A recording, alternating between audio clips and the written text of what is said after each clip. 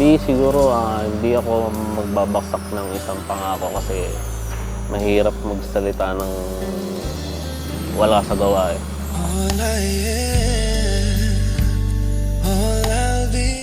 Sana di ka magsawang unawain ako. Ito na siguro yung hinihintay nating kasal na pinag-uusapan. Ayun lang, salamat sa pagtanggap sa akin.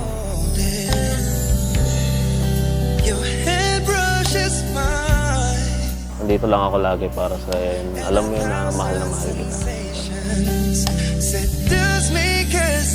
Pagkakita ko pa lang sa dalawa na si Joel at si Arlon, parang iba ang dating. Di ko maintindihan bakit kapag tinatanggap ang sakramento ng kasal, parang nag-iiba ang aura ng lalaki at babae.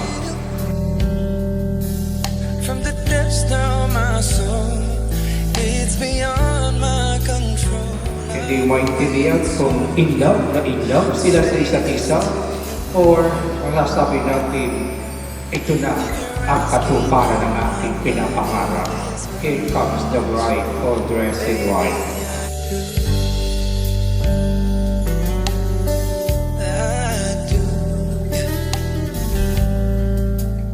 Yung sa harap ng mga dito at dito, bukal pa sa iyong loob ipagpalit upang makaisang dibdib si Arlon na yung pagkamahalin at pagwiling ko na habang buhay.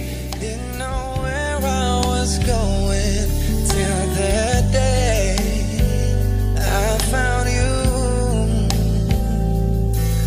How you opened my Arlon, bukal ba sa iyong loob ang ipagpalit upang makaisang dibdib si Jowa na yung pagkamahalin at pagwiling ko na habang buhay. still with all my heart till my dying day. I do. So, suot mo ang singsing na ito bilang tanda ng aking pag-ibig at katapatan.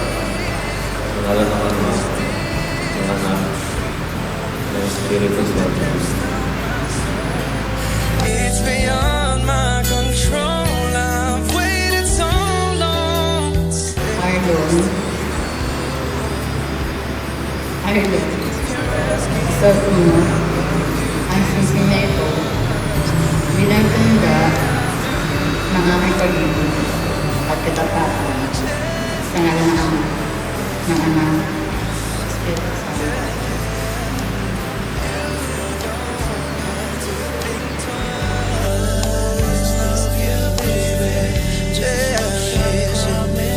From the depths of my soul, it's beyond my control.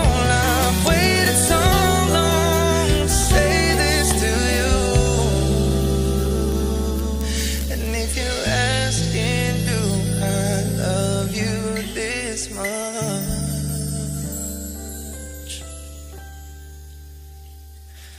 Baby, I do.